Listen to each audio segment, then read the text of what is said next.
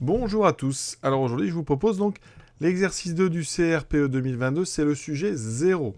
On est ici sur la notion de nombre décimal. On vous donne une définition. Un nombre décimal est un nombre pouvant s'écrire sous la forme a sur 10 puissance n, avec a un nombre entier et n un nombre entier positif. Et on va étudier cette définition, donner des exemples et des contre-exemples. Regardons la définition qu'on nous donne d'un nombre décimal. Alors, c'est une définition qui est très connue. Un nombre décimal, c'est un nombre qui peut s'écrire a sur 10 puissance n avec a entier et n entier naturel. Alors, une petite nuance, parce que là, on précise entier naturel. A entier, il peut être négatif ou positif. Donc, a, c'est un élément de z, et n, c'est un élément de grand N. D'accord ? Bon, il se trouve que l'ensemble des entiers naturels, il est inclus dans Z. Donc ici, si vous avez un nombre en haut qui est un entier naturel, eh bien ça ne sera pas gênant pour notre définition. Donc, des exemples. Alors, les exemples les plus simples. Si on prend 0, par exemple 12. 0,12, c'est 12 sur... On multiplie en haut et en bas par 100, c'est 12 sur 100, c'est 12 centièmes. Donc, vous voyez, ça fait 12 sur 10 au carré. J'ai bien un nombre entier en haut, une puissance de 10, ici, entière naturelle. Donc, ça, c'est bon. On peut prendre des nombres négatifs. Moins 3,14, c'est donc moins 314 sur 100. Donc, on a bien en haut un entier relatif, il est négatif, et en bas, une puissance de 10. 10 au carré, puissance entière.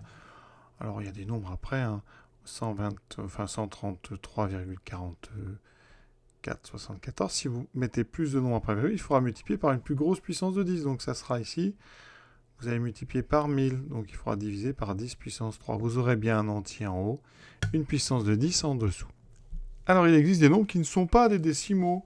On appelle des rationnels, par exemple, non décimaux, comme un tiers. Un tiers, vous ne pouvez pas l'écrire sous la forme a sur 10 puissance n. On dit que ça n'appartient pas à l'ensemble de décimaux qui est noté D avec 2 barres. Il y a des nombres encore plus compliqués. Pi, par exemple, ça n'est pas un nombre décimal. Alors, en termes d'écriture, un nombre décimal peut s'écrire avec ici une partie entière et ici une partie décimale finie. Un tiers, vous ne pourrez pas avoir une partie décimale finie parce qu'un tiers, c'est 0,33333, etc. C'est une partie décimale infinie avec répétition. Pour le nombre pi, vous avez 3, 14, 15, etc. C'est une partie décimale infinie mais sans répétition. D'accord ? Donc, c'est deux types de nombres non décimaux. La question, donc, un petit a, 0,127. Alors, c'est très simple. 0,127, c'est 127 millièmes, donc c'est 127 sur 10 puissance 3. 127, c'est bien un entier relatif, c'est un entier d'ailleurs, naturel. 3, ici, c'est bien un entier, donc on a bien un nombre qui s'écrit A sur 10 puissance n, avec A qui est donc 127 et n qui vaut 2. Vous voyez, c'est très simple. Question B, toujours avec la même définition, un quart. Alors un quart, ça va pas parce que 4, ça n'est pas une puissance de 10. Donc il faut réussir à transformer 4 en puissance de 10 en le multipliant. Donc il faut trouver un multiple de 4 qui a une puissance de 10. C'est simple, vous faites 4 fois 25, ça fait 100. D'accord ? Et 100, c'est 10 au carré. Donc si on multiplie en bas par 25, il faut multiplier en haut par 25, ce qui fait 25 sur 100.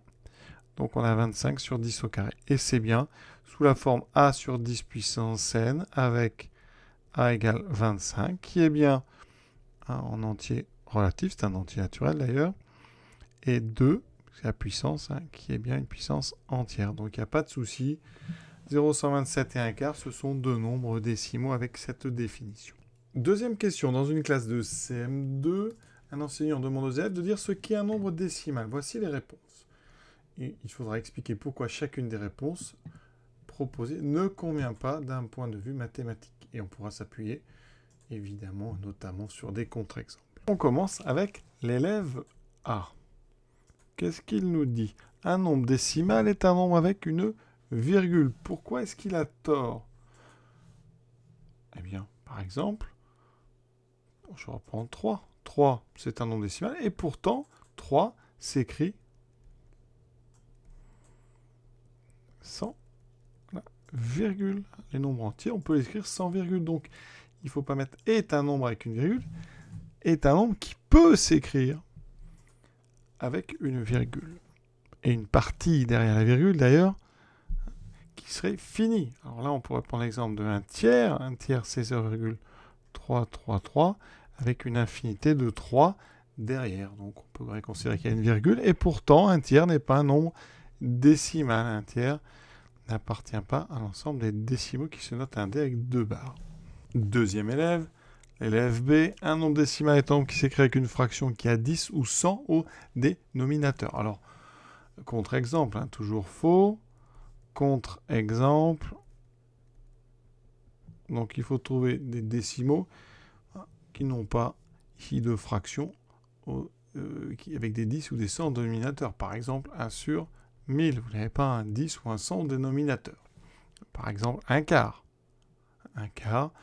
Vous n'avez pas ici un 10 ou un 100 au dénominateur. Donc, vous pouvez comme ça trouver beaucoup de contre-exemples assez simplement. Et encore une fois, je reviens sur le pouvant s'écrire ici. Un nombre qui s'écrit, il faudrait déjà dire qui peut s'écrire. Parce que je reprends toujours mon nombre entier 3. C'est un nombre décimal. Il ne s'écrit pas avec une fraction qui a un 10 ou un 100 au dénominateur.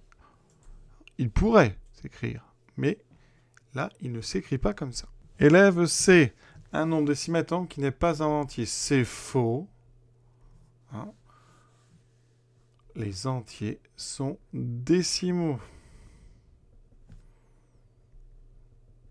La preuve, c'est qu'on prend soit n entier, d'accord? Eh bien, n est égal à n fois 10, par exemple, sur 10. On peut même l'écrire n sur 1.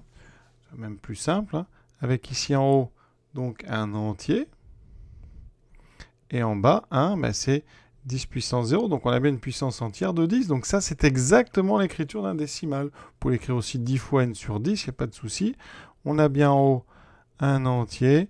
Et en bas, on a 10 puissance 1. D'accord? Donc c'est bien l'écriture d'un nombre décimal au sens où on l'a donné dans la définition. Mais l'important, c'est que les entiers sont des décimaux. Donc si vous dites qu'un nombre décimal est un nombre qui n'est pas entier, c'est totalement faux. Et donc ça met en avant une définition qui est fausse des décimaux. Les décimaux, ce ne sont pas des nombres qui ont forcément une virgule. Des nombres décimaux, eh bien, ce sont des nombres qui peuvent s'écrire toujours avec une virgule et avec une partie décimale derrière cette virgule qui est finie. Mais ils peuvent avoir cette écriture. Donc, l'exemple que j'ai donné depuis le début avec le nombre 3, effectivement, 3 peut s'écrire 3,0. D'ailleurs, c'est donc un nombre décimal. Il a une partie décimale finie. D'accord? Et donc, je répète, c'est bien un nombre décimal. L'élève C a tort. Troisième question. Parmi les nombres suivants, dire en justifiant lesquels sont décimaux et lesquels ne le sont pas. Alors, 2,48. On multiplie par 100 en haut et en bas, ça fait 248 sur 100. 248, ça appartient à n. 100, c'est 10 au carré, donc 2, c'est bien un entier, donc c'est un nombre décimal. 7 sur 25. Alors 25, est-ce qu'un multiple de 25 peut être une puissance de 100? Bien oui, parce que, on a vu tout à l'heure, 25 fois 4, ça fait 100. Donc si je multiplie en haut et en bas par 4, j'obtiens 28 sur 100. Et 28 sur 100, d'après la définition qu'on a donnée en haut, c'est 28 sur 10 au carré. 28, c'est un entier. 10 au carré, c'est une puissance entière. C'est donc un nombre décimal. Sinon, il s'écrit 0,28. Donc avec une partie décimale finie. Donc c'est un nombre décimal. 12. Alors 12, on l'a dit à la question précédente. 12, ça appartient à n. C'est un entier. Donc, puisque les entiers sont tous des décimaux, 12 appartient à l'ensemble des décimaux. C'est donc un nombre décimal. 7 sur 9. Alors, 7 et 9 sont premiers. On ne peut pas donc simplifier. Fraction irréductible. Au dénominateur, on a donc 3 fois 3. Vous ne pourrez pas transformer ce dénominateur en une puissance de 10. Donc ça n'appartient pas aux décimaux. C'est un nombre non décimal. Si on veut vraiment le prouver, il faudrait mettre...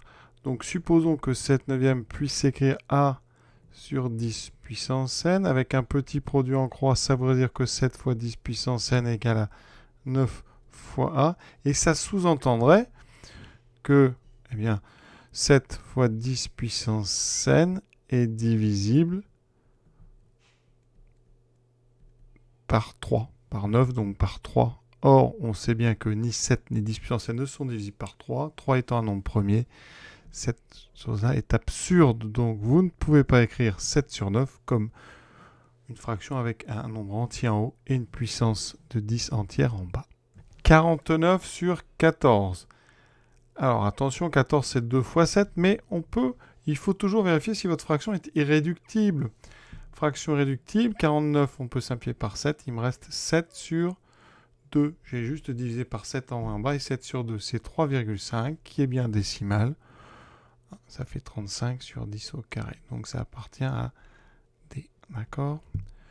Donc, pour les fractions, comment reconnaître une fraction décimale? Eh bien, quand on a sur B irréductible, il faut vraiment être sur une irréductible, eh bien, si B n'est divisible que par des puissances de 2 ou des puissances de 5, c'est bon. Si vous avez B qui est divisible par un nombre qui n'est ni une puissance de 2 ni une puissance de 5, votre fraction, elle est non décimale. Par exemple, 7 sur 9, le 9 est divisible par 3. D'accord? Et dans 49 sur 14, on est arrivé à 7,5, donc on n'a pas ce problème. Quatrième question. Le produit de deux nombres décimaux est-il toujours un nombre décimal?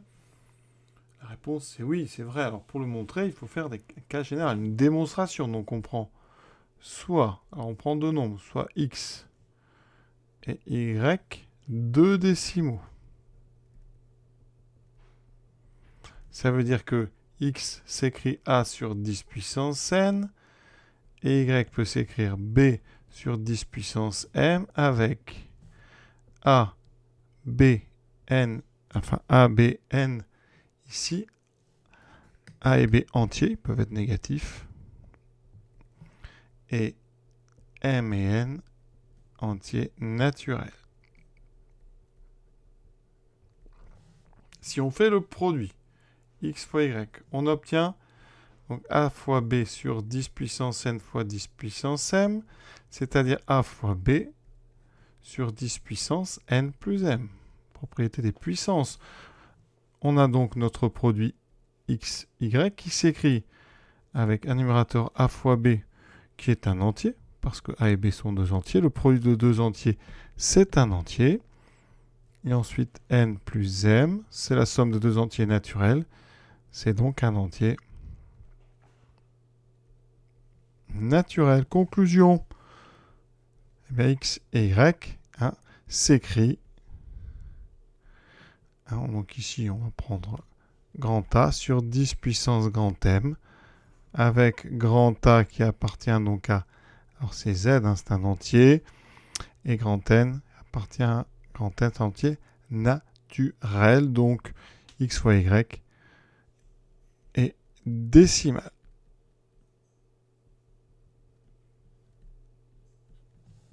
Cinquième et dernière question, le quotient maintenant du nombre décimaux est-il un nombre décimal? La réponse c'est non. Eh bien, très simple, c'est faux. Exemple, prenez tout simplement un tiers. 1 et 3 sont décimaux, et pourtant un tiers est non décimal. Donc on a bien un exemple de quotient de deux nombres décimaux qui n'est pas un nombre décimal. Voilà, cet exercice est à présent terminé. Je vous souhaite une bonne fin de journée à tous et à bientôt.